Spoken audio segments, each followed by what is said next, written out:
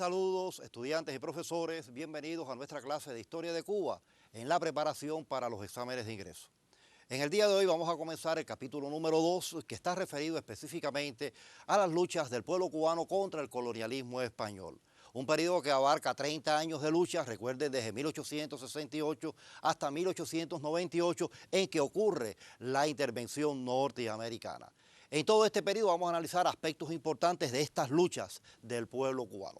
Pero específicamente en la clase de hoy nos vamos a adentrar en ese primer momento, el que nosotros conocemos como la Guerra de los 10 años o también la Revolución del 68, donde vamos a destacar aspectos fundamentales de ese periodo histórico, siempre con la misma concepción que trabajamos ya en la clase anterior. Recuerden que aquí no podemos abordar todo el contenido, nos vamos a dirigir a aquellos aspectos que creemos que son importantes y por lo tanto vamos a destacar y a orientar sobre todo qué debemos hacer en cada una de estas temáticas. Pero bueno, ya adentrándonos en contenido y para no perder mucho tiempo, vamos entonces a precisar el contenido y el aspecto que vamos a profundizar en la clase de hoy. Veamos. Cuando hablamos del contenido nos vamos a referir precisamente a este capítulo número 2 que estamos hablando, las luchas contra el dominio colonial español de 1868 a 1898. Dentro de él, en la clase de hoy nos vamos a detener en un aspecto importante, la Revolución de 1868. Recuerden que es un periodo histórico que tiene como escenario un aspecto importante, es el inicio del proceso revolucionario cubano.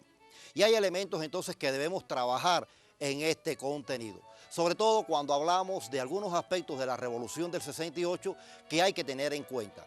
Y específicamente cuando hablamos de estos aspectos, sí es importante tener en cuenta entonces lo que tiene que ver, primero, si estamos hablando de una revolución tiene causas. Y es importante que ustedes, a partir de las páginas del libro que siempre estamos insistiendo como bibliografía fundamental, ustedes profundicen algunos de estos aspectos. Vamos a tratar de hablar, de generalizar estas ideas, pero ustedes profundizar por su libro de texto. Como estamos hablando de causas, nos estamos refiriendo a los aspectos económicos, políticos y sociales que existían ya en 1868 y que nos están diciendo que en Cuba maduraba una situación revolucionaria. Pero no solo estos aspectos, sino también la posición que van a asumir los hombres en toda esta lucha que se va a iniciar. Pero bueno, vamos a tratar de esquematizar estas ideas y sobre todo profundizar en algunas de ellas. Veamos. Cuando hablamos de las causas de la revolución, y ahí lo tenemos en pantalla, estamos hablando entonces de aquellos factores que van a posibilitar el inicio de nuestra guerra por la independencia. Siempre repetimos elementos económicos, políticos y sociales. Cuando ustedes se remitan al libro de texto, van a encontrar entonces un análisis de estas causas, cuál es la realidad de Cuba en cada uno de estos elementos. Recuerden que estamos hablando de la política que mantiene España, la metrópoli española, hacia Cuba. Pero repetimos, como otro elemento importante, la posición de los terratenientes radicales. Pero sobre esta base estamos entonces insistiendo, esta realidad económica, política y social nos está demostrando algo, que estamos en presencia de un sistema de explotación anticuado. Recuerden que el sistema esclavista que había constituido la base esencial de esta sociedad ha entrado en una etapa de crisis y estamos entonces hablando de la crisis del sistema esclavista. Pero unido a toda la situación económica, política y social, entonces tenemos que hablar de esa posición de los terratenientes radicales, estos hombres que están dispuestos a iniciar una lucha por la independencia. Por lo tanto, estamos hablando del desarrollo de la conciencia patriótica. Y es muy importante que cuando ustedes profundicen en estos elementos, que vayan caracterizando en cada uno de estos aspectos, tengan en cuenta entonces esta conclusión. Como causas de la revolución, la existencia de un sistema de explotación anticuado sobre la base de la esclavitud y el desarrollo de una conciencia patriótica. Hombres que tienen caudal económico, algunos de ellos dueños de esclavos, pero buscan la solución de los problemas de Cuba. Cuba no tiene ningún tipo de derecho y eso es lo que hace que se desarrolle una conciencia patriótica. Por lo tanto, estamos hablando de un periodo histórico que tiene estas características. En 1868, entonces, en Cuba existía una situación revolucionaria y ahí están los elementos. Todos conocemos que la primera gran acción que da inicio a esta guerra por la independencia ocurre un 10 de octubre de 1868. Y es importante que ustedes entonces se detengan en este hecho histórico y sobre todo que caractericen lo que allí sucedió, la posición que asume Céspedes y los hechos que allí se movilizaron, que allí ocurrieron. Sobre todo cuando ustedes valoren este hecho histórico, tengan en cuenta un elemento, y ahí los vamos a ver entonces en pantalla. 10 de octubre de 1868. Tenemos que hablar del alzamiento en Demajagua. Un hecho histórico que da inicio a esta guerra de los 10 años, pero además es el inicio del proceso revolucionario cubano. Cuando hablemos del hecho entonces en su caracterización, hay un elemento que no puede faltar, y ahí está. Allí Céspedes da a conocer un documento, después de invitar a sus esclavos recién liberados en ese momento a la lucha, da a conocer un documento donde explica elementos importantes de esta lucha que se iniciaba. Estamos hablando del manifiesto del 10 de octubre. Cuando ustedes valoren el manifiesto del 10 de octubre, recuerden que es un documento histórico de una gran profundidad. Cuando hablamos de profundidad, creo que hay dos aristas por las cuales podemos trabajar. Primero, es la primera declaración de independencia de nuestro país. Y allí como documento histórico, por el contenido que abarca, recuerden que allí Céspedes explica las causas del estallido revolucionario, allí Céspedes precisa cuáles van a ser los objetivos de esta lucha por la independencia y sobre todo explica, manifiesta una serie de principios y medidas que se cumplirían dentro del movimiento independentista. Por lo tanto, estamos hablando de una declaración por la independencia, pero a su vez del programa de lucha de esta etapa histórica. Es el primer hecho entonces por el cual comenzamos la guerra de los 10 años. Pero no nos vamos a detener aquí, simplemente mencionamos el hecho que da inicio a la guerra, pero la guerra se comienza a extender. Recuerden que la extensión de la lucha se da a partir de Oriente, ya vimos el primer hecho, y a partir de aquí es importante entonces, apoyado en el libro de texto, que ustedes busquen estos hechos y les sirva de base a esta extensión de la lucha. Por lo tanto, es importante que ustedes caractericen cada uno de estos ejemplos. Y allí les recomiendo el combate de Yara, el combate que da la ocupación por las fuerzas independentistas de la ciudad de Bayamo, o sea, la ocupación de esta ciudad y la cabecera de la revolución, la incorporación de nuevas personalidades, de nuevas figuras a la lucha, y el 4 de noviembre que hay un hecho significativo en la región oriental, el combate de Tienda del Pino, que también ustedes conocen como la primera carga al machete. Y ya en Oriente, el hecho ya ha entrado el año 1869, que va a demostrar el ideal independentista, la fuerza del pueblo, sobre todo en esa ciudad de Bayamo, cuando el 12 de enero de 1869 los bayameses, antes de entregar su ciudad a las fuerzas españolas, prefirieron quemarla. Y creo que estos son hechos que nos caracterizan la región oriental. Algo similar ocurre en Oriente, la guerra comienza a extenderse hacia el este. Por lo tanto, cuando estamos hablando en este sentido, hablamos de Camagüey. Camagüey, hay dos hechos que aparecen en el libro que queremos profundizar. El inicio de la guerra en Camagüey, 4 de noviembre de 1868, el alzamiento en el Paso de las Clavellinas, es el inicio de la guerra en este territorio, los hermanos Arango y la figura de Salvador Cisneros Betancourt. Pero también hay un hecho, el día 26 de noviembre, que es el que reorganiza la lucha, fortalece el combate en la región de Camagüey, sobre todo la lucha queda perfilada a partir de una gran personalidad, Ignacio Aramonte. Y nos estamos refiriendo a la reunión en Las Minas, un momento importante donde hablamos de reorganización de la lucha, pero hablamos de la intransigencia de grandes personalidades, como es el caso de Ignacio Aramonte. Y ya en esta extensión, las villas, sobre todo el hecho que da inicio a la lucha en este territorio. Nos estamos refiriendo a lo que ocurre en el mes de febrero en ese territorio, el alzamiento en San Gil, muy cerca de la región de Manicaragua. Allí comienza la lucha de los villareños que adoptan determinadas posiciones en esta continuidad que se está dando en la lucha independentista. Esta es la realidad de Cuba en los primeros meses de la guerra. Por lo tanto, cuando hablamos de esta etapa, estamos hablando de la extensión de la guerra que había comenzado el 10 de octubre en Oriente, en Demajagua, y ahora se ha extendido por Camagüey y por Las Villas. Pero quizás quepa la pregunta, ¿qué está ocurriendo en Occidente? Occidente, ¿por qué no se ha incorporado a la guerra? ¿Qué factores allí lo impiden? Y creemos que nos podemos detener en esta actuación del Occidente y sobre todo cuál va a ser la política española que también trata de frenar el avance de la guerra. Por ejemplo, cuando toquemos entonces este aspecto, tenemos que hablar del territorio occidental. Ahí tenemos en pantalla. ¿Qué ocurre en Occidente? No se incorpora a la lucha por diferentes causas. Es importante que ustedes al menos perfilen cuáles son las causas que llevan a que la región occidental no se incorpore a la lucha en esta etapa que estamos hablando y posteriormente a lo largo de la lucha tampoco lo hizo. Sin embargo, las causas hay que buscarlas en las propias condiciones económicas, políticas y sociales de la región, que hace que los terratenientes adopten diferentes posiciones. Sin embargo, a pesar de no incorporarse a la guerra, el territorio occidental, sí debemos destacar allí la labor que en ella desarrolla la juventud habanera, intentos de movimientos conspirativos, intentos de alzamientos en la región de Pinar del Río, pero todo quedó dado a la presión española en el territorio. Occidente no se ha incorporado. Por su parte, España, ¿cómo ha actuado en estos momentos iniciales? Ahí lo tenemos. En sus primeros momentos, España va a tratar de adoptar una posición pacificadora. Recuerden todo lo que hicieron en la zona oriental con tratar de buscar una solución pacífica, otorgando una serie de reformas a los cubanos. Pero esta política no les sirvió y entonces acuden a una política represiva, sangrienta, que se extiende en la gran parte de la guerra. Y allí hay hechos que es importante que ustedes utilicen en su ejemplificación.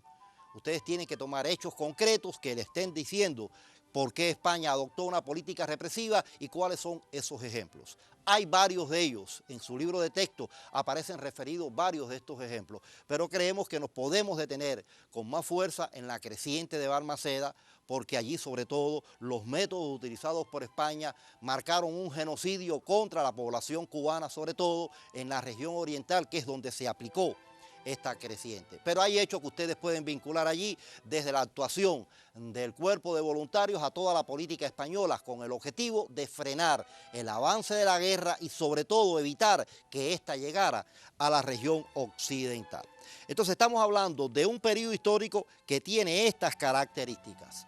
Pero la guerra no se ha detenido en este momento y a pesar de la política española y de estos cambios que están ocurriendo, sobre todo en un primer momento esta política pacificadora y después a lo largo de la contienda, cómo España mantiene toda una política represiva y sangrienta contra los cubanos. A pesar de ello, la guerra se profundiza, la guerra se va consolidando y en algunos momentos hablamos de radicalización de esa contienda. Y es importante que cuando ustedes adopten estas posiciones en cuanto a la guerra y den sus criterios, también hablen de este desarrollo y de esta profundidad que va adquiriendo la guerra a pesar de esta política española. Y en su libro de texto aparece ese desarrollo y esa radicalización. Ejemplos concretos, por ejemplo, veamos en pantalla. Cuando ustedes valoren estos aspectos, deben tener en cuenta, en primer lugar, la Asamblea de Guaymaro. Creo que es un hecho que por ahí debemos comenzar el desarrollo y la radicalización de la guerra, sobre todo porque es el hecho donde los cubanos deciden reunirse para tomar soluciones en cuanto a la organización y la dirección de la lucha. Recuerden que es una asamblea que se desarrolla en el territorio camagüeyano y ahí ustedes deben perfilar tres ideas fundamentales. ¿Qué objetivo se propuso esta asamblea? Recuerden que estamos hablando de la unidad revolucionaria. Por otro lado, ¿qué acuerdos importantes se adoptaron en esta reunión? Que tienen que ver con la Constitución, que tienen que ver con el gobierno cubano que allí nació y sobre todo por los símbolos patrios que allí quedaron aprobados. Y algo muy importante de la Asamblea, una vez constituido el gobierno, ¿qué importancia ustedes le conceden a este hecho histórico? Y siempre cuando hablamos de la Asamblea de Guaymaro, recuerden que estamos hablando que es el único momento de la guerra de los 10 años donde los cubanos de verdad hablaron de la unidad y de la necesidad de lograrla en este momento. Estamos hablando entonces de un ejemplo de unidad en la guerra de los 10 años. Pero en el desarrollo y la propia profundidad de la guerra hay otros hechos que ustedes pueden utilizar. Ahí tenemos en 1870 la circular oficial del gobierno. Céspedes aprobó esta circular donde proponía ya la abolición de la esclavitud. Estamos hablando de un momento de auge, de avance de la guerra. Uno de los objetivos de la guerra propiamente es la abolición de la esclavitud. Y ahora el gobierno instaurado en Guaymaro aprobaba como una de las primeras circulares de su gobierno la abolición total de la esclavitud. Por lo tanto, estamos hablando de un momento de profundidad de la guerra. La invasión a Guantánamo en 1871 es otro de los hechos que ustedes tienen en su libro de texto. Sobre todo porque aquí estamos hablando de la incorporación de los jefes populares a la lucha. Recuerden que desde un inicio yo hablé de los terratenientes radicales, aquellos hombres que, siendo dueños de propiedades, de esclavos, iniciaron la guerra por resolver los grandes problemas del país. Pero ya no estoy hablando de ese tipo de personas, estoy hablando de hombres salidos de las masas populares. Y sobre todo este hecho nos va a tipificar lo que estamos planteando. Recordemos que bajo la dirección de este hecho estaba la figura del dominicano Máximo Gómez y los hermanos Antonio y José Maceo, salido también de las masas populares. Por lo tanto, la invasión a Guantánamo como un hecho clásico en la región oriental, porque este era el único territorio de Oriente que aún no se había incorporado a la lucha y ahora lo hace, dirigido por jefes populares. Y ya esto nos va dando una profundidad dentro de la guerra de los 10 años. Por lo tanto, ahí tenemos 3 hechos iniciales que nos están diciendo ese desarrollo y esa radicalización de la guerra. Pero continuamos. El rescate del brigadier Julio Sanguilí también en el año 1871. Sobre todo porque este hecho nos va a destacar 2 elementos que yo considero significativos. Por un lado, la personalidad de Ignacio Agramonte, que ya lo mencionamos ahorita cuando hablábamos de la reunión de las minas. La posición que allí asumió y sobre todo esa intransigencia de Ignacio Agramonte. Ahora en un hecho militar de gran envergadura, el rescate de Julio Sanguilí, la figura de Ignacio Agramonte como la figura prominente dentro de la región de Camagüey. Pero hay otro elemento, otra faceta de este hecho histórico, y es los valores que se van forjando en la guerra. Y uno de los valores allí queda demostrado, el compañerismo, el amor hacia sus compañeros que va a manifestar la personalidad de Ignacio Agramonte. Otro hecho que nos está diciendo la radicalización de todo este proceso. La campaña militar en Camagüey en el periodo de 1873 a 1874.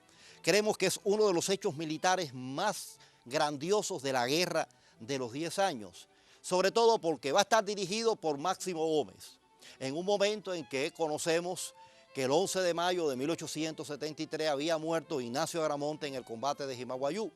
Y entonces se le da la misión a Máximo Gómez de dirigir las acciones militares de ese territorio. Gómez, cuando llega al territorio de Camagüey, encontró algo muy importante. Existía allí un batallón, una fuerza militar, una caballería que había creado Ignacio Agramonte con gran pujanza, con una gran disciplina, y esto lo destaca en su diario de guerra. Y sobre todo destaca los valores de esta acción. Y la campaña militar, lógicamente, tiene un objetivo: consolidar la guerra en el territorio camagüeyano, aprovechando todos estos factores que tenía a favor. Hay combates importantes que aparecen nombrados en su libro de texto, que al menos cuando ustedes caractericen el hecho deben tener en cuenta, sobre todo uno de ellos, el combate, o también llamada la batalla de las Guásimas, considerada una de las más grandes de nuestras guerras por la independencia, por la dimensión que tuvo el combate y la utilización de varias fuerzas en todo este accionar. Una de las batallas más grandes de nuestra guerra por la independencia. Y otro hecho que pudiéramos utilizar en este análisis que estamos realizando es la campaña invasora a Las Villas, también en el periodo 1875-1876. La campaña que Gómez desarrolló en Camagüey sirvió de base de preparación a sus fuerzas para pasar al territorio villareño, ya con un propósito mayor: Las Villas como paso inmediato para el occidente. Por eso hablamos de la invasión a Las Villas como el antecedente directo a lo que sería nuestra campaña invasora en la guerra de los 10 años. Toda esta campaña, lógicamente, tiene sus pormenores, y es importante que cuando ustedes profundicen en ella encuentren estos valores que se van dando en la campaña, pero además, como ya en la campaña de Las Villas se van dando elementos que van a influir después dentro de la guerra y sobre todo en las causas del fracaso. Y ahí entonces sí nos queremos detener. Estamos hablando de hechos concretos que nos van a demostrar este elemento. Pero bueno, vamos a este factor. Dentro de la guerra de los 10 años, junto al análisis que hemos hecho, aquí nos debemos detener, porque si hablamos que en Guaymaro se había logrado la unidad en aquellos momentos, ¿Qué ha pasado en la guerra? Que entonces ya estamos hablando de causas del fracaso. Las causas del fracaso no las vamos a encontrar al final de la guerra. Hay que hacer un recorrido por la lucha para encontrar en ella factores que ya nos están diciendo de antemano que la guerra de los 10 años comenzó desde su inicio a manifestar dificultades que al final llevaron a que no cumpliera sus objetivos. Y dentro de las causas, el libro de texto en estas páginas que yo les pongo en pantalla se explica al detalle cada una de estas causas. Yo se las voy a mencionar, no voy a entrar en muchos detalles para ganar tiempo, pero es importante que ustedes a partir de toda esta selección que hemos hecho, ustedes vayan profundizando, porque cada una de ellas no es para mencionarla solamente, sí, debemos conocerla, pero sobre todo debemos saber es demostrar cómo se manifestaron en la práctica, qué ejemplos históricos yo tengo en mano para poder entonces hablar de las causas del fracaso. Y observen, débil organización inicial, regionalismo y caudillismo, dos de los grandes problemas que vimos a lo largo de la guerra. Las indisciplinas militares, recuerden todas las sediciones y todos los problemas que se dieron a lo largo de la lucha. La falta de apoyo del exterior. Recuerden allí que los mismos problemas de unidad que se daban ya en la guerra se manifiestan también en la emigración. Y los dos grupos que allí se perfilan en mayor contradicción, los aldamistas y los quesadistas. La no incorporación de Occidente, ya yo hablaba, el territorio donde mayor desarrollo económico, donde estaba todo el arsenal económico y político de España, no se ha incorporado a la guerra. Y estos son factores que van a incidir en el fracaso de la lucha. Continuamos, las trabas impuestas por el gobierno de los Estados Unidos. Recuerden aquella famosa neutralidad que ellos planteaban en la guerra que al final no cumplieron y lo que hicieron fue apoyar a España en toda la lucha. Las contradicciones entre el mando civil y militar. Deben detenerse aquí con cuidado y buscar todos los ejemplos que están en su libro de texto que nos demuestran esta realidad, sobre todo desde Guaymaro, los problemas que se dan entre el gobierno y el ejército libertador. Ejemplos concretos que lleva destituciones, indisciplinas que se manifiestan a lo largo de la guerra. Por otro lado, podemos mencionar la muerte de sus figuras principales. Primero la muerte de Ignacio Agramonte, posteriormente, después de su destitución, la muerte de Céspedes. Son hechos históricos que golpearon la guerra. Sus dos grandes personalidades mueren en el desarrollo de la misma. Y un hecho que siempre hemos mencionado, la guerra se extendió mucho en el tiempo, pero además la falta de recursos, la no existencia de armamentos, las propias limitaciones que tuvo el apoyo de la emigración hicieron entonces que la guerra de los 10 años fracasara. Por lo tanto, cuando ustedes hagan todo este análisis, deben llegar entonces a esta conclusión. La guerra de los 10 años, a pesar de los intentos que se hicieron en la Asamblea de Guaymaro, la guerra a lo largo de su desarrollo fue manifestando una falta de unidad. Falta de unidad que debemos profundizar en cada uno de los aspectos que hicimos mención anteriormente. Y todo esto nos va a decir entonces que esa falta de unidad va a crear las condiciones necesarias para que Arsenio Martínez Campos, el nuevo capitán general, aprovechara estas debilidades, estas dificultades de los cubanos y creara todas las condiciones necesarias, una campaña de pacificación que tuvo su final en el 10 de febrero de 1878 con la firma del Pacto del Zanjón. Un documento que debemos valorar porque estamos hablando de que siempre decimos la paz sin independencia y sin abolición de la esclavitud. Pero para llegar a esa conclusión yo tengo que ir al contenido del documento y ver cuáles son los artículos que allí se plantean, cuáles son las bases que allí se plantean, que nos está diciendo entonces que el Pacto del Zanjón es una paz sin independencia. Y lógicamente, ante este hecho, no todos los cubanos actuaron de la misma manera. Muchos cubanos decidieron ya de poner sus armas y aceptar el Pacto del Zanjón. Sin embargo, hay otros cubanos de esos salidos de las masas populares que no están de acuerdo con el Pacto del Zanjón y como lo conocieron, no lo apoyaron. Y ahí tenemos un hecho concreto, la protesta de Baraguá. La protesta de Baraguá es un símbolo de esta posición de los cubanos. Estamos hablando de la intransigencia de Antonio Maceo ante este hecho. Y es importante que ustedes también caractericen el hecho histórico, la protesta de Baraguá. Sobre todo destacando qué ocurrió en ese lugar, cuál es la enseñanza que nos dio y sobre todo cuando hablemos de Antonio Maceo y vayamos a la protesta de Baraguá, qué importancia histórica a ustedes le conceden al hecho. Y el libro destaca tres líneas importantes. Recuerden que estamos hablando de la intransigencia revolucionaria de Antonio Maceo, pero estamos hablando también de la radicalización de la dirección de la lucha, porque ya estamos hablando de jefes populares que han tomado la dirección de esta lucha. Y sobre todo, un principio que quedó muy demostrado allí, que los cubanos no podían por ningún concepto vender sus principios, que los principios no eran negociables, los principios no se podían vender. Y la protesta de Baraguá demostró que el Pacto de San Juan no podía ser el final de la guerra de los 10 años. Por eso la frase, el 23 se rompe el corojo. La guerra se reinicia, pero ya prácticamente los problemas que se habían dado en ella sí demostraban toda esta realidad. Por lo tanto, cuando estamos hablando de esta realidad de la guerra, llegamos al final de la guerra de los 10 años. Y allí yo les propongo una actividad de estudio independiente que creo que les va a ayudar mucho a resolver estos problemas que estamos hablando. Y sobre todo cuando hablamos de estas generalidades. Y yo quiero insistir sobre todo por la importancia de la guerra de los 10 años.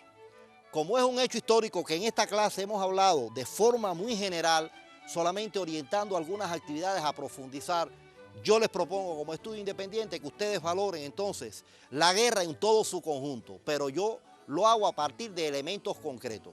En primer lugar, ¿qué objetivo se proponía la guerra de los 10 años? ¿Qué fuerzas participaron en ella? Principales figuras, sobre todo estas figuras que murieron a lo largo de la guerra o aquellas que continuaron en otras etapas, y allí entonces caracterizar la labor de estas figuras dentro de la guerra, los documentos históricos que hemos mencionado.